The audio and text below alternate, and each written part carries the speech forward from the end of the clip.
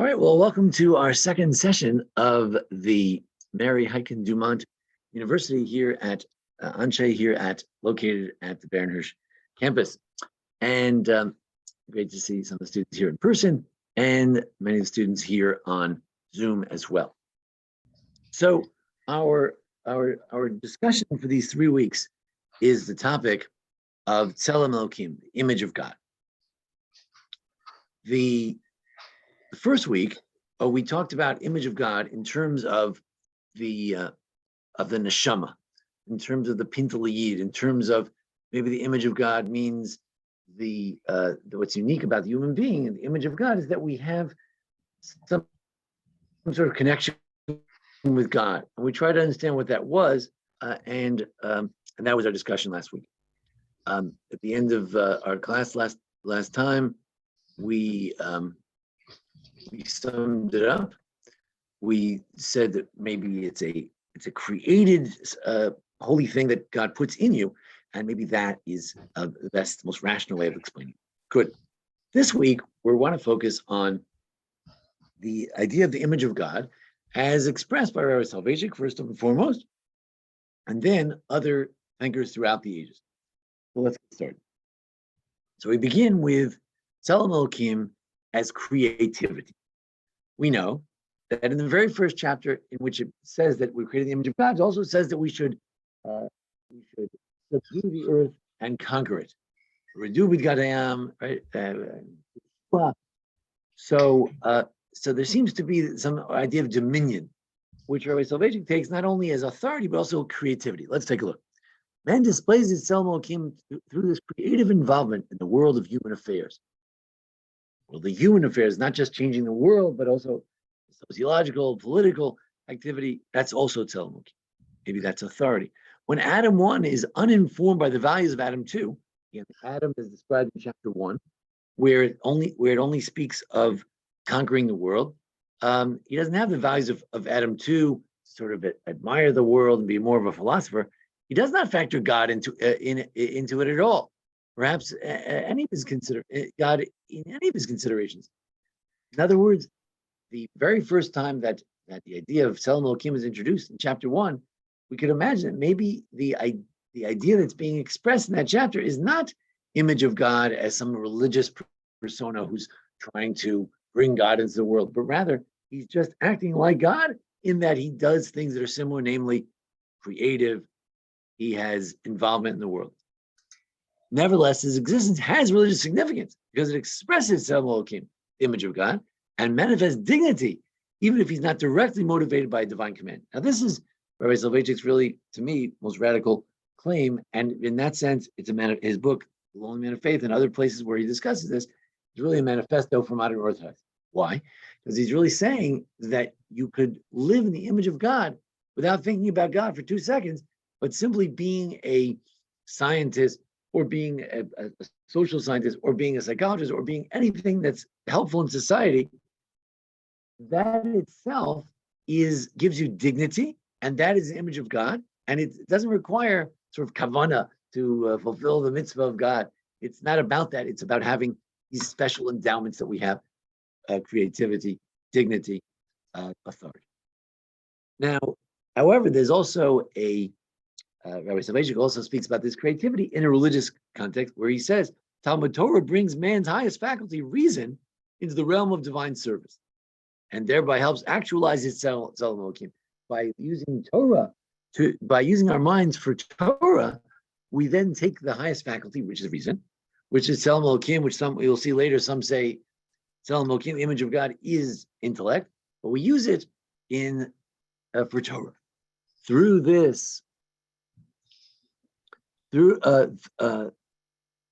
says, through a creative interpretation and conceptualization, man becomes God's collaborator, development of halacha itself. So we develop halacha. The Talmud is not just God's thoughts, but it's also this rabbi said this, this rabbi said that, and we develop it together. So just like you can be partners with God in making the world a different kind of place or a better place, you can also be partners in Torah. That God gave us a Torah, but certain things are unexplained. What does prayer look like? What does What does Shabbat look like? That is in the realm of the rabbis and Jews throughout the ages to define and to give body to. Along these lines, Rabbi Nell, the great commentator around 500 years ago, said, we have all the features of the world as if we are partners in creation. That is why some prophets could change nature. This is based on a Kabbalistic idea that, this idea that a human being is a small world, olam katan, the idea that we express all the different sefirot, different manifestations of God can be expressed through a human being, and none of us express it fully, properly, but we have all those features. Therefore, in that sense, we are his creation. We express the whole creation, and therefore we almost sum up the whole creation. And therefore, if a person could truly express their image of God in the greatest way, they would be so much a partner in the world that they could make miracles as prophets do. A deep kind of thing, hard to know exactly how to. The Nefesh HaChaim of Chaim of Volozhin says the image of God means master of all powers to create worlds and destroy. One of the ideas that explains, the Neanderthal man and evolution and all that is that there's a midrash that God created worlds and destroyed them. So human being also we can create worlds of ideas and then destroy them. We can destroy worlds of ideas. We can create worlds of ideas. So both the Rabbi Nell, the Chaim Volozhin, Rabbi Soloveichic are all speaking about the intellectual and spiritual and Torah creation of worlds, as well as the creation of worlds in a more practical sense. Now, Rabbi Soloveichic does, in another place, he does acknowledge that this idea, the image of God, we shouldn't totally dismiss.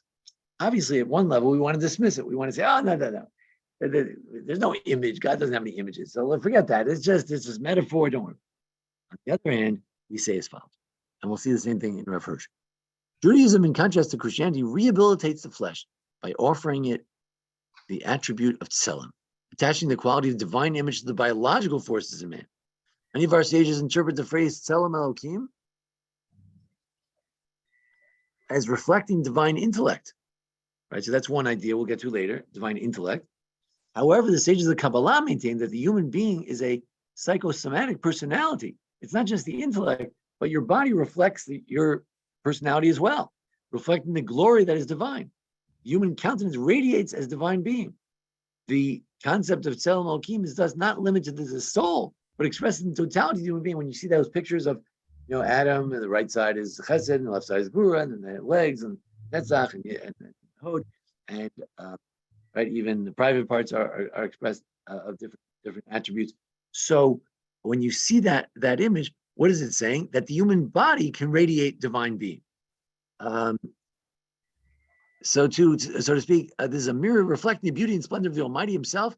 In this way, our sages were so careful concerning the transgression of debasing the dead to anatomical dissection. Here he goes on a rampage against autopsy, which are so common, or today, what do they call that? Not incineration, but cremation, become unfortunately very popular among liberal Jews and other people. And it's just in general in America, it's become very popular. And we're saying, no, the body has certain spirituality as well. My son Asher, in studying the laws of impurity, came to the following conclusion, I'm sure based on other people, that the reason that if a lamb was dead in this room, a Kohen could walk in and out as long as he doesn't touch it. But if God forbid there's a dead body in this room, he's affected by it. Why? Because even in our death, we still have presence. And why we have presence? Because there's something significant to the human body. God wants man to live in the world and to bring His presence into it. So we can't totally dismiss even the idea of image. So as we talk about image of God, this one is sort of an offbeat. This number B, the second idea, the first idea is the image of God is creativity. We have many others that parallel that. This is sort of an off the beat one, where we say, what is it? I know exactly what it is. It has something to do with the holiness of the human body. I like to say that, let's say when we go to a grave, we're looking at the repository, the former repository of the human soul. Right? So Soloveichic might might say that the Kabbalah is going a step further, that this body represented God here on earth. So it's, of course, all Kabbalistic ideas very radical and can have very radical conclusions. Rav Samson Hirsch says the same thing. Has a whole long essay about it. It's placed on us to sanctify our bodies too. We purify our bodies through our mitzvot, right? When I walk to shul, I sanctify my legs. I put on the tefillin, I sanctify my arms. I shake the lulav, I sanctify my arms. I say a prayer, I sanctify my mouth. I put on the tefillin on my head, I sanctify my head. All of our body has been involved in mitzvot. Obviously, the pruvavu, every part of the body. Physical image is important too. This is why we must honor even the dead body. Good. So Rabbi Soloveichic, Rabbi Samson Hirsch, both say something similar about the image of God relating to the body. Let's put that aside for a moment. That's sort of an offbeat kind of an idea. Moving back. That's sort of an all-encompassing. What is it? I don't even know what it is, but it is something that spreads throughout your whole body. Good. Number C was something I wasn't expecting. Again, it doesn't talk about the content of it, but rather that it expresses an idea, the agency that we have of God. It was an agency for God. Rabbi Soloveichic. Everyone is sent to earth to be an agent of the Creator. Here's all essays about this. The Creator of worlds, Master of the universe, the infinite, appoints flesh and blood temporal man, who is today alive but tomorrow in the grave, as his agent. For instance, who were the agents of God? Who were some famous agents of God? Moshe, I would agree 100%. Right. All right. So I think this idea is similar to the idea of Tzelem Elokim as angels, because an angel is a messenger of God. So is the Rabbi Soloveichic suggesting that every human being is also a messenger. And I agree with, I think it was Ovadia just said that Moshe was Tzir Ne'eman. There's an expression, Tzir is a shaliach, that Moshe was a shaliach. Shalachticha, what does it say in the burning bush? The word is there, that he's, I've sent you.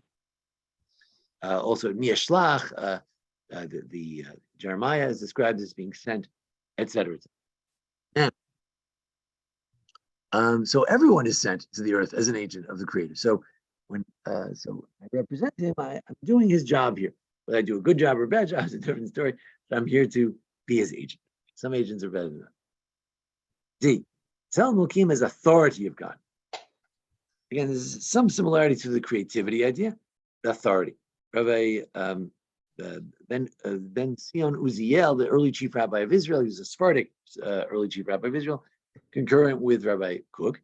He wrote in the book I have about his writing, Tzelem Elokim, according to Rav Sadia, is the image of authority. That's, he claims that Rav Sadia, one of the earliest Jewish philosophers, said this. As we say in the blessing on seeing a king who gave some of his honor, we see a king, what do we say? Oh, God has given some of his honor to the to people. As Rav Sadia Gaon said,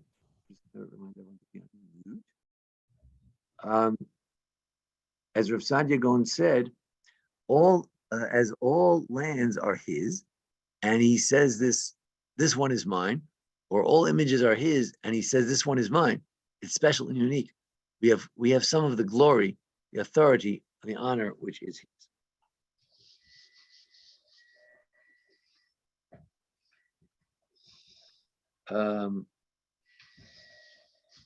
It's the image that belongs to God. What does it mean, the image of God? Image that belongs to God. It's like, it's my land, my image. What's my image? Authority. So others say this as well. Chizkuni, a medieval French commentator, just as I am a ruler over you, you must rule over the lower worlds. Right? I rule over from the higher worlds to the lower world. You have to rule over down in the lower world. So this idea of authority is prevalent not only in modern commentators, but one of the earliest commentators, Reb Sadia Gaon, Chizkuni, probably not aware of Reb Sadia. They all understand that human beings are given some authority. And again, we said, if you look at the Kabbalistic expressions of God, one of them is Malchut, is the idea that we have some majesty. Good. Tzelem last week we mentioned the possibility that Tzelem is soul. Ibn Ezra says what? That we should make God b'tzelmenu, in our image. God forbid. Is there any image of God? Right? He's very much against that. Who can compare anyone to me? God says. Rather, since nishmat adam alina einena meta, since the soul never dies, it's similar to God. So this was something we had last week, that the image of God is soul. Going back to the idea of messenger, number F expresses the idea, F1, that it's the angels. We have a neshama, similar to what we just saw in the Ibn Ezra, but that is, our neshama has something to do with angelic level. Good. And Kuni says explicitly, we're in the image of the angels, not in the image of God, because that's dangerous. So he says that Elohim means angels. Tzelem Elokim, image of Elohim, which means, in some context, Elohim means angels. As we know from the story of the children of Bnei Elohim, perhaps angels there. We say it in our Brich Shmei prayer. We say La Bar Elahin Samichna. So some people thought it refers to Jesus, that we don't depend on the Son of a God, but others say no. Bar Elahin is just a Bnei Elohim, so I don't depend on them a whole bunch. Okay. Then we alluded to the idea that that Tzelem is wisdom. Rabbi Soloveichic alluded to that, and there it is. It's the Rambam Mor Nevuchim says it in the Guide to Perplexed. Rabbeinu Bachya quotes it. It's wisdom. Reminds me of the Unkelus my father often pointed out, Alav Shalom, that a man became a living soul. When it says that man became a living soul, it says he became a speaking spirit. In other words, really, what are we talking about tonight? We're asking, what is the most fundamental thing about a human being that's unique about it? So Ugla said, no, it's the Ruach Mamala, that's the speaking, the ability to speak. Or the Rambam would say intellect, right? The Rambam is all about intellect, right? He thinks that the ultimate goal is to be intellectual. And how can to be a prophet? And how do you become a prophet? By being the ultimate intellectual. That's how you get to it. Now, this notion that wisdom is at the center of Judaism, and therefore you want to know what's the image of God? Oh, it's wisdom, right? Because Rambam is all about wisdom, right? There was a whole school that said, Rambam, you are overly influenced by the Greeks, and I don't know where you got it from, but this is not the Judaism that we know and love. And the people involved in that were the Sefer Yikarim and his Rebbe, Reb Chazdai Kreskas, in the Or Hashem. These are critics of the Rambam, and they say, no, it's what's special about human beings is not pure intellect. That, you can have a computer for that. What does he say in Sefer Yikarim? You know what the soul has? He's going back to the last week's discussion about the soul. You know what soul has? It has a special intellect to worship God, not just intellect. And when a person achieves that, to worship God, because he has some sort of understanding or recognition of the great name, something like that, then he gets an understanding for this worship. It's about worship. Let's look in his Rebbe, the Chazdai Kreskas. For some reason, you don't read Chazdai Kreskas enough, but I have a copy. It's a little obtuse. It's a little hard to read, but you can see it here and there that he's trying. It's not explicit, but he's trying to say Judaism is about Torah and mitzvahs. It's not about intellect. He's very much against the Rambam. He says the wholeness of the soul and its clinging to God should be the goal. True love is what causes our soul to live on. The real goal, and he says maybe it's like tzel. Maybe tzelem, image, is like tzel, meaning shade, that we should walk in the shadow of God.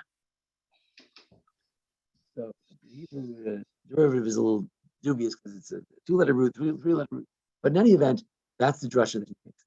So now we've taken ourselves into number I. We've taken ourselves into something slightly different. In other words, if it's really about the ability to worship God, so then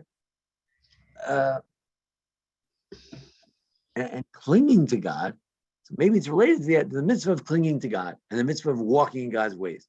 So again, it's a separate idea, but it's maybe related and connected to the Or Hashem, to the Rabbi Albo, idea of the spiritual intellect. Spiritual intellect. So here we go to number I, which is a mandate to walk in his ways and cling to him. We know that later on in the Torah, particularly in Devarim, over and over again, the Torah tells us, and if you were here for Reuben's Bat Mitzvah, she spoke about, over and again, the Torah tells us, walk in God's ways, cling to him, cling to him, cling to him.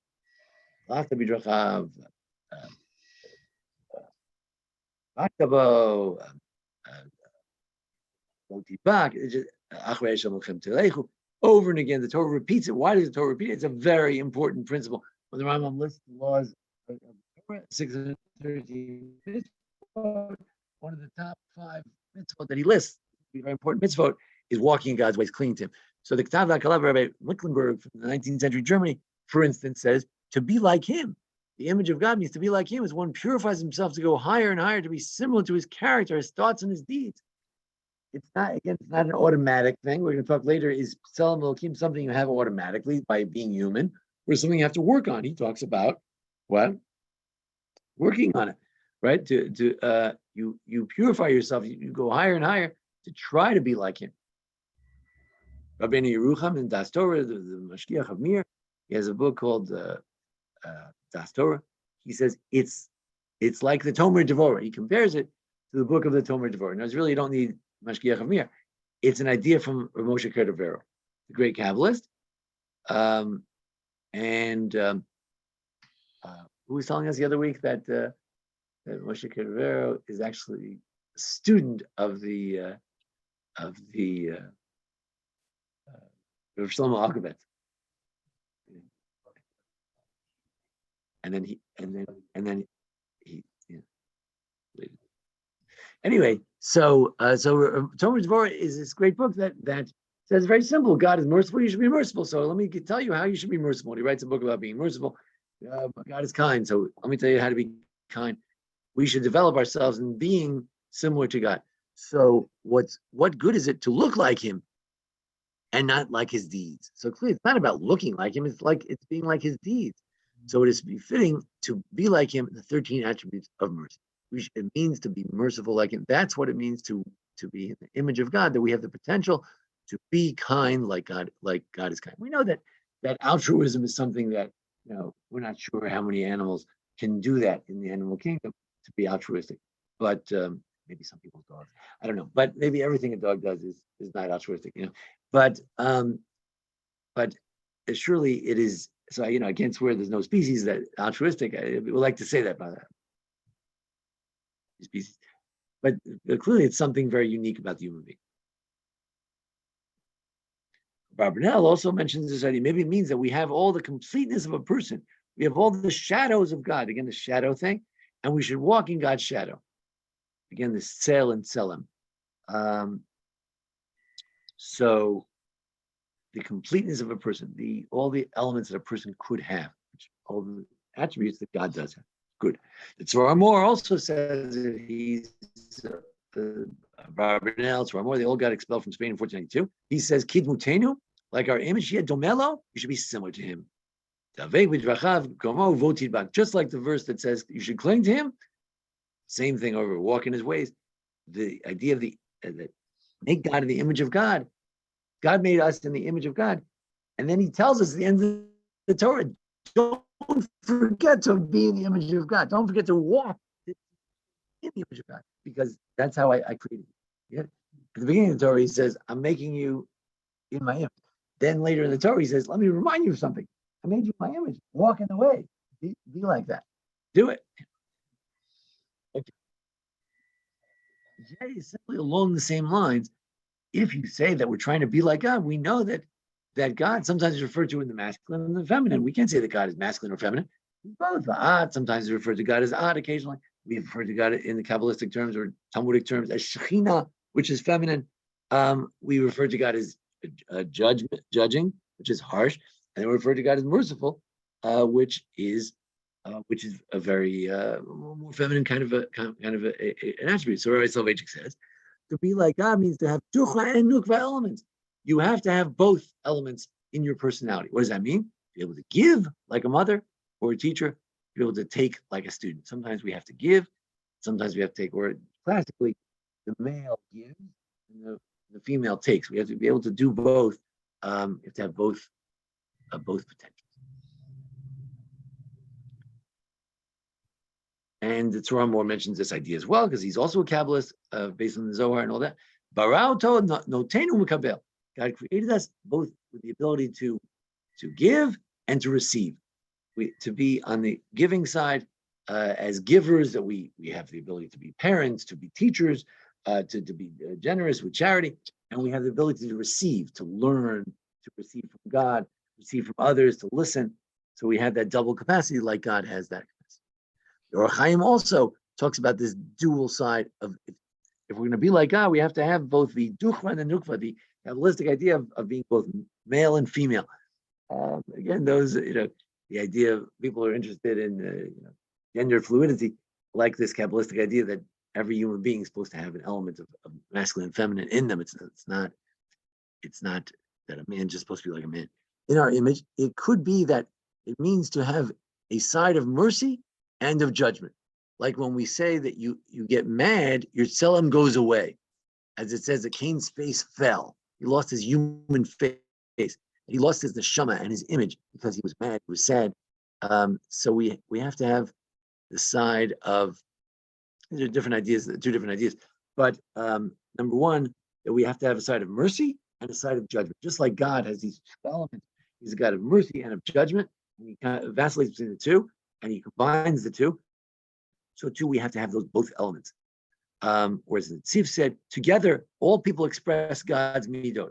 Adam Hamala can express it all. The ultimate man could express all the elements of God's midot, God's characteristics. That's our job. When we say Tzelem Elokim, is to express all the different values of God, as we said in all these other concepts. So these are different rabbis expressing essentially the same idea that Rabbi Brunel said, the completeness of the human being. Now we're talking about all the different midot, the male and female. Ibn Joshua Heschel also wrote that our job is to reflect divine pathos. Whatever God is feeling, we should reflect that as well, to identify with the divine will. We know that God wants certain things, like the Torah, for instance, right? So we should identify with those things that God wants in the Torah. Good. So, however, there's another view that Tzelem Elokim is not about an attribute that we have, like a characteristic that we have of our personality, something like that. Rather, it is our free will. That's what's unique about the human being. Again, if you're more of a philosopher, then that's what's unique about the human being. That's what the Tzelem Elokim, that's the image of God. The Malvi in 19th century Poland, and also the Meshech Chochmah, Meir Simcha of Dvinsk, who lived, 120 years ago. What does he say? He says he has the power of choice to rule over his small world. Everyone has a little world, your little world, your family, your life, and you have a choice to rule over that little world. So it both comes to the authority we spoke about before, but also the free will. And that's what Tzelem Elokim is, that God can do whatever he wants. Like this great hero, Ye, right? So he said, I can say whatever I want. Oh, very good. It's true. You can say whatever you want. You'll lose billions of dollars, and it might be wrong and immoral and evil. But you can say whatever you want. You're right. You can do that. So that is what the human being can do, and that's the essence of what God gave us. It was so special, was that you can do whatever you want. Other creatures are not so free, right? A bird just has to make a nest. That's what they have to do, right? We could decide, we're just going to be single all our life. We don't want to have children. Birds don't do that. So the birds that I know. Animals are more driven by instinct. Good. Another odd sort of offbeat kind of view is number L. Tzelem Elokim is divine aid. The Tzvi, Rabbi Tzvi Yehuda Berlin, he said, we have Mazel, an angel who guards us. Talmud claims that it's hard to kill someone. It's hard because why? How come we drive down the street and yes, you can read the signs of how many people get killed on the roads, the highways, and it's also interesting how many people don't get killed. In other words, despite our poor judgments, we jump into the traffic when we shouldn't. We go too fast. We don't pay attention. Right. So people get killed from not paying attention, from texting and all. But how many people drive distracted and then nothing happens? Why? We believe, Talmud says it, the human being has like a little angel who protects us, and we don't have as many accidents as we might have. Right? I know a lot of people all the time. They're falling and breaking hips and things like that. So, I walked to my kitchen and I walked over that thing 1,000 times, but I forgot. And you say to yourself, why doesn't it happen all the time? We're walking at 2 feet. It's the most ridiculous way the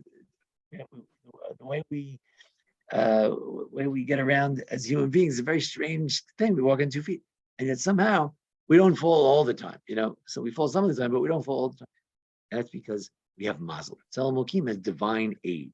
God gave you a little extra. Now in M, I want to look more broadly at this principle of the divine image. What role does it play? I don't remember the full lecture, but Shalom, I couldn't find it. But Shalom Rosenberg once gave a talk about it. He thought these were the 3 principles of Judaism: love your neighbor, image of God, and walk in his ways. So we're talking about an idea that's very central to Judaism. He was a philosopher at one of the universities in Israel. Could be that this. We're not talking about some side topic tonight. This is one of the main concepts within that frame our whole Judaism. Yitzhak Greenberg is often not quoted because he has a lot of radical ideas. Recently, he told me that he has disavowed some of his most radical ideas. But in any event, a very fine person, and he has spoken about Tzelem Elokim more than anybody. That's his main lecture is about Tzelem Elokim. So he has this great point from the Mishnah and Sanhedrin. Mishnah and Sanhedrin says, how does the court intimidate? We're going to go through a passage here. It's a little bit long, but it's worth going through. How does the court, this is a Mishnah, how does the court intimidate the witnesses in giving testimony in cases of capital law? We don't want some Tom, Dick, and Harry walking in flippantly saying, yeah, he killed him. We want them to think about it, to have second thoughts. So they would bring the witnesses in and intimidate them by saying to them, perhaps what you say in your testimony is based on conjecture. Perhaps it's based on a rumor. Perhaps it's a testimony based on hearsay. That you heard a witness testify in a different court, or perhaps it's based on a statement of a trusted person. You trust it, but that's not how we don't testify based on hearsay. Perhaps you do not know, though, that ultimately we will examine you with inquiry and interrogation. We're going to cross-examine you, so maybe you could back out now. And if you're lying, your lie will be discovered. And the court tells them you should know that the cases of capital law are not like cases of monetary law. In the case of monetary law, a person who testifies falsely, causing money to be given to the wrong party, can give the money to the proper owner, and his sin is atoned for. In the case of capital law, one who testifies falsely, the blood of the accused and the blood of his offspring that he did not merit to produce are ascribed to the witness's testimony until eternity. That if you kill someone, or you cause someone to be killed, then you are responsible for them and all the children they could have produced for all eternity. The proof of this, as we found with Cain, who killed his brother, as is stating concerning him, the voice of your brother's bloods, demei achicha, his bloods are calling out from the ground. The verse does not say your brother's blood, singular, but rather your bloods, plural, demei. This serves to teach us that the loss of both his brother's blood and the blood of the brother's offspring are ascribed to Cain. All the children he could have had, which is really the entire world, all 8 billion people, could have had another 8 billion people who came from Abel, from Hevel. Mishnah notes, alternatively, the phrase your blood is written in the plural teaches us that blood was not gathered in one place, splattered on the trees. Okay. The court tells the witness, therefore, Adam, the first man, was created alone. He says, listen here, you witness. Why does the Torah insist that the world began with one person? Again, today, people like that. They don't like it. Some geneticists think it's great that we all come from a woman in Africa or something. Other geneticists say, no, we don't come. Anyway, but why does the Torah insist that, yes, this is the story. We all started with one person. You know why? It's to teach you that in regard to anyone who destroys one soul from the Jewish people, kills one Jew, the verse ascribes him blame as if he destroyed an entire world. This is where that famous statement comes from. Because Adam was one person, from whom the whole population of the world came. And conversely, anyone who sustains one soul from the Jewish people, the verse ascribes to him credit as if he sustained the entire world. The opposite is true. And another reason man was created alone. And this is done due to the importance of maintaining peace among people so that one person will not say, my father, in other words, my progenitor is greater than your father. So everyone comes from the same place. No one's greater than someone else. And also so that the heretics who believe in multiple gods will not say there are many gods. Fine. And this also serves to tell us the greatness of the Holy One, blessed be. And again, why are we reading this? We're trying to get the principles of Tzelem Elokim, which Kimber will explain to us in 1 minute. So what are the three principles of Tzelem Elokim? Here's the third point. But this, he says, when a person stamps several coins with one seal, they're similar to each other, right? If you look at a group of pennies from 1924, they all look like a group of pennies from 1924. They're the same stamp. But the Supreme King of Kings, the Holy One, blessed, stamped all people with the seal of Adam, first man, as all of them are his offspring, and not one of them is similar to another, right? No two people look 100% alike. Therefore, since all humanity descends from one person, each and every person is obligated to say the world is created for me, as one person can be the source of all humanity, and recognize the significance of your actions. And so he says, well, what do I want to get involved in all this for? So he says, no, you do have to. So maybe the witness will back out. He says, no, you do have to help out the justice system. Okay, fine. Now, comes Yitzhak Greenberg, and he says we have three principles. And if we go back to page 13, number N, you see the three principles. Infinite value. Again, which drasha did that come from? How do we know the human being has infinite value? Which drasha? What about it?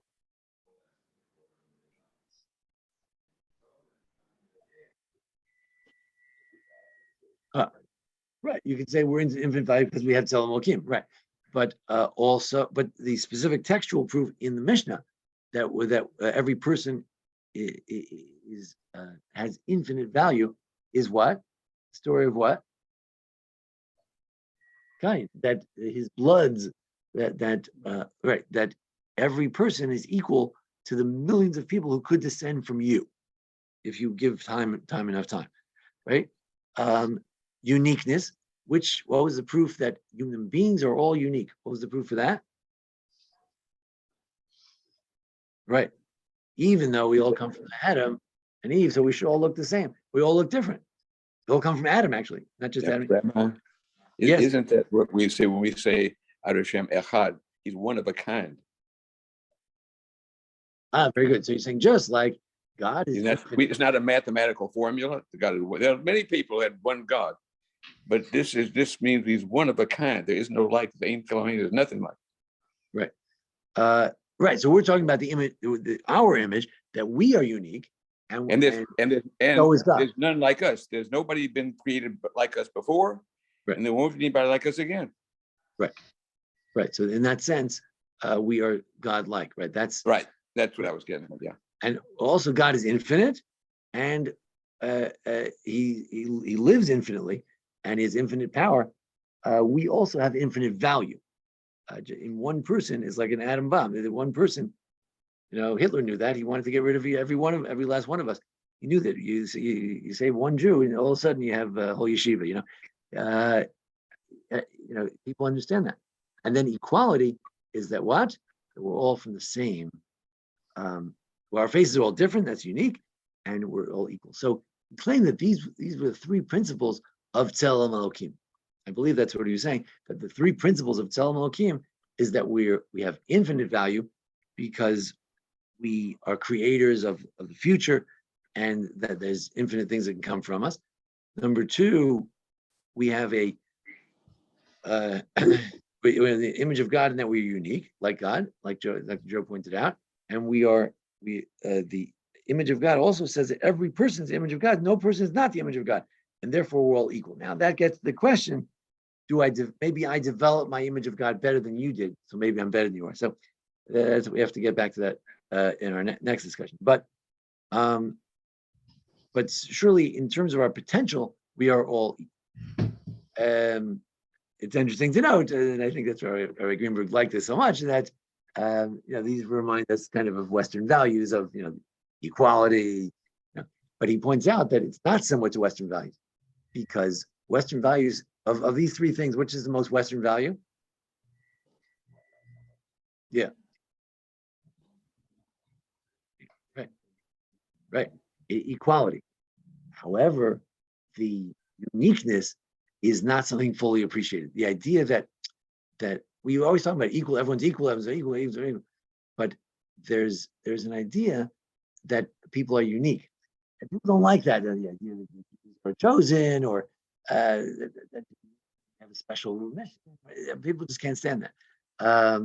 Right? So much so, there's some schools, some educators, some, everybody's special. I'm not sure what they mean by that. Everybody, when what's his name? He says everybody's special. Is that the same idea here, or is he sort of trying to homogenize everybody? Everybody's special. He's really emphasizing equality. I'm not sure. Right? Uniqueness means that that I can be different. That I can sit there with my kippah, somebody can with their hijab, and it's not France where not allowed to wear that. People are unique in their ways. So I think that's that value of uniqueness is a uniquely Jewish emphasis, not the Western one. Okay. I think in the 60s, the idea of uniqueness began to develop again, where, you want to be proud of being Black, proud of being Jewish, proud of being, I think we're working on that, but still equality is a greater value. Okay. I saw something interesting in a New York Times letter to the editor recently. Can explain one of the verses that speaks about image of God. Is an interesting application, right? Someone wrote the following: the death penalty is a way of acknowledging the full humanity and free will of a person. If I say, nah, you can't, that guy who went and killed his 3 football players yesterday, you can't kill him. He has schizophrenia. He has this. He was abused as a child. He's this. So you know what you're doing? You're saying he's not a real human being. He must be some sort of a weird creature. He's not a human being, because death penalty says no. You're a human being. You have choices. Yeah, you have the evil inclination. It pushes very hard, where it works all day, and it does a great job. But you are a free human being. You have a free will, and you have authority and to take a lot of control of your life. And it acknowledges it. So now, in light of that, listen to this verse: one who spills the blood of a man, his blood shall be spilled. That if someone kills someone, then you should kill. Then he either will be killed by God, or you should kill him. You as the court. For in the image of God, he made man. Since we're in the image of God, you should kill him.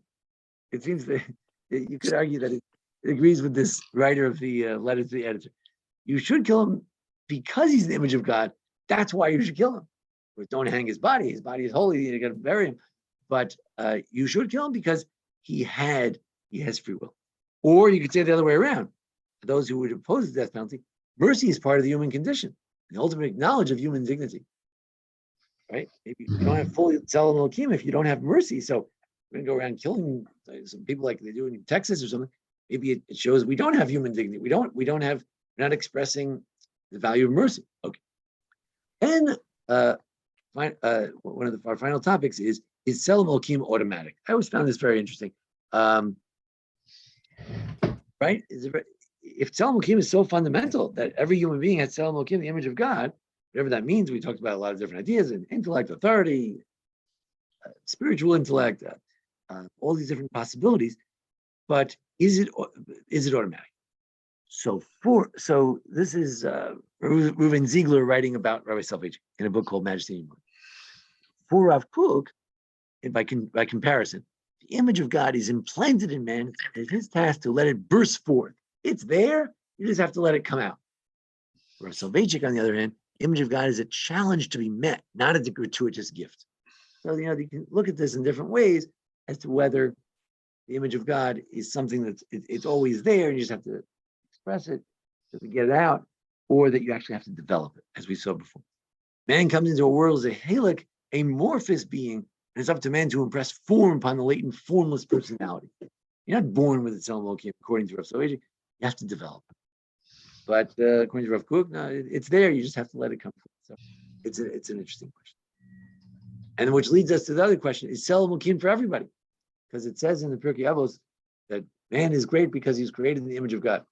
So the question is Tzelem Elokim for everybody? Rav Shmuel Zayda wrote a commentary on the Pirkei Avos, and he says, he asked Rav Chaim Vital, his teacher, the great student of the Ari, right?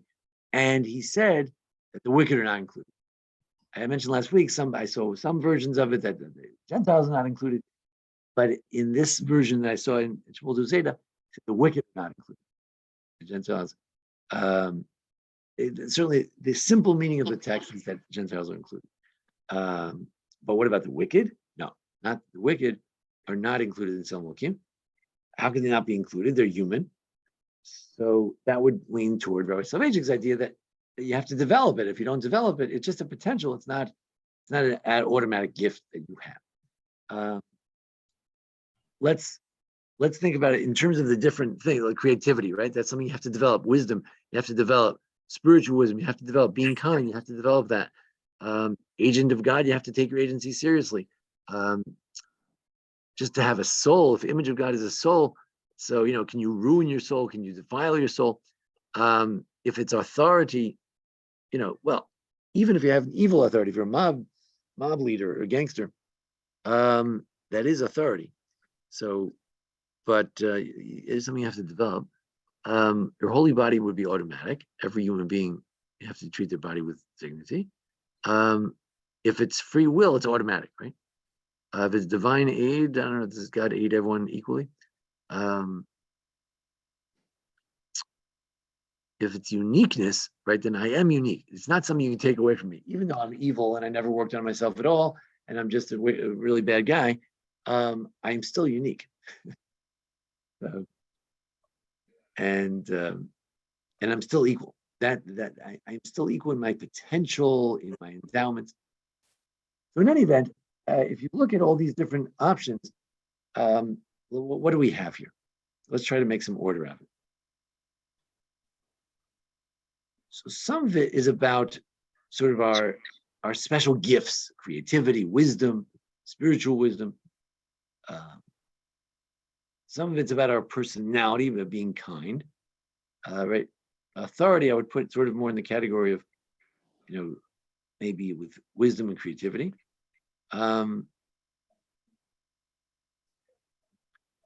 But notice how, depending on what your philosophy of life is, you will give a different definition of Tzelem Elokim. If Tzelem Elokim is sort of the centerpiece of Judaism, then the question is, what is the centerpiece for you?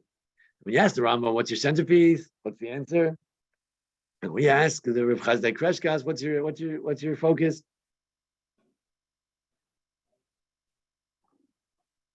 Well, the Rambam would say reason, wouldn't he? Reason, intellect, correct, right? Chazdai Kreshkas said, no, you're too cerebral. It's about Torah and mitzvahs. It's about love of God, stuff like that. You have to develop your love of God, you have to use your wisdom to be a good worshiper of God, to figure out how to worship God properly. So whatever you think is the essence. And Rabbi Cordovero was trying to write a book about Tomer Devorah, about being good. And he was saying, the most important thing is to be good. And the Rambam also believes that, he starts off with Hilchos Deos, the idea of developing your character. Number one, before you do anything, you have to have proper character. And it's a fundamental thing. But it's interesting that this Tzelem Elokim has many interpretations, and it's sort of a Rorschach test as to what you think is the most essential thing we're supposed to do as a human being, because that's probably going to be what you're going to interpret it as. And again, if you're more of a philosopher, you say, oh, well, the main thing is we have free will. We can go either way. But in any event, so Rabbi Soloveichic somehow, he liked to develop the idea of creativity, which is not disconnected, one might suggest, from the fact that he was very creative. He was a very creative thinker, always had new ideas. That's why he was such an exciting teacher. So it's interesting that when he writes about being creative, he writes about it as a science, in terms of science, because he was very intrigued by the early era of science and, all the science that was developing in the early 20th century. And he was very enamored with that. And his brother was a scientist, and Einstein and all that. And but at the same time, he didn't want to sort of leave rabbis and leave himself out of it. And he said, no, as a rabbi, I can also be engaged in creativity, creative Torah learning. And that's also image of God. So he expanded that a little bit. The Rambam we know where he lands. In any event, so it's a fascinating thing, where is your image of God is expressed mostly through your kindness and your what do we say before, your altruism, right? That's where you express that you're divine, if a divine, whatever you want to call it, divine soul, whatever you want to call it, or is it more cerebral? So, or is it more about the cool stuff that we can do as human beings? Go to the moon, create things, invent things, discover things. Is that the ultimate expression of Tzelem Elokim? And that's where salvation is interesting concession. The idea that even a secular scientific achievement is also an expression of your godliness, even though, yeah. So.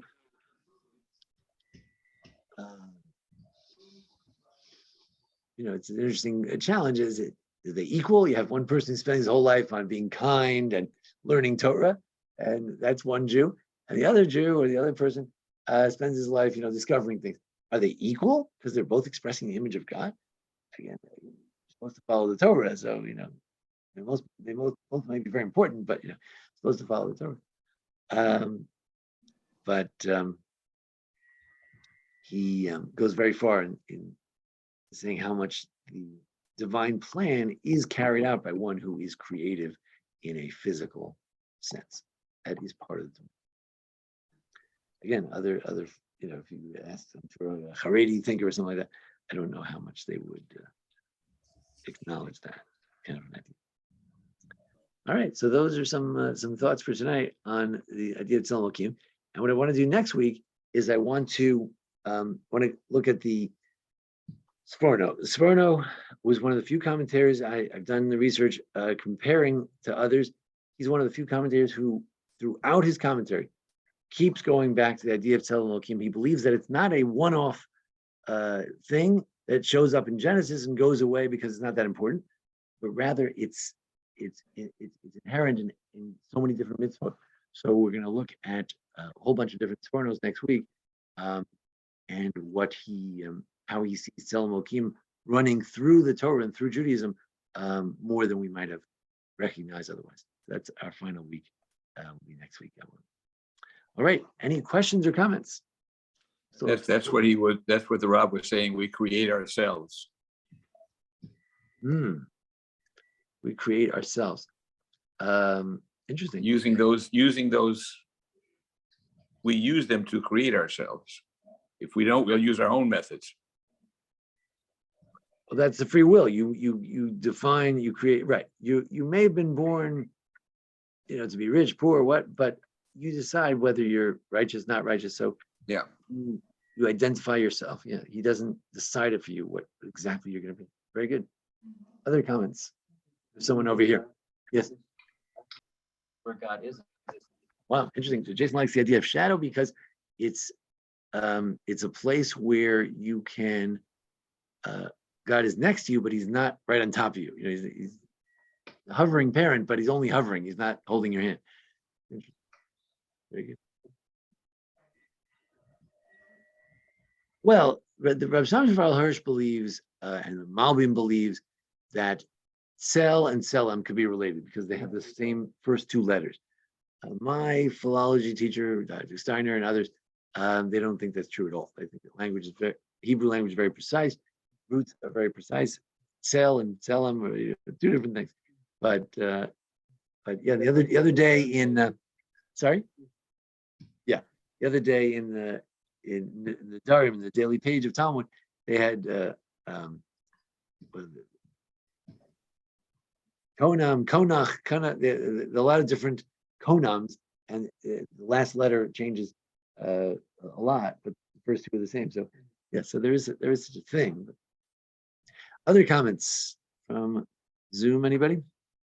Thank you very much. It's wonderful. All right. Thank you, Rabbi. Anyway, Sure. 2313 We is really iPhone. all the work you do for us and all you give. Thank you very much. My pleasure. Thank you for joining us. It makes it worthwhile. All right. Well, great to see everybody, and we hope to see you again next week. God willing, 7 o'clock. Okay. Thanks, you're Rabbi. welcome. Bye-bye.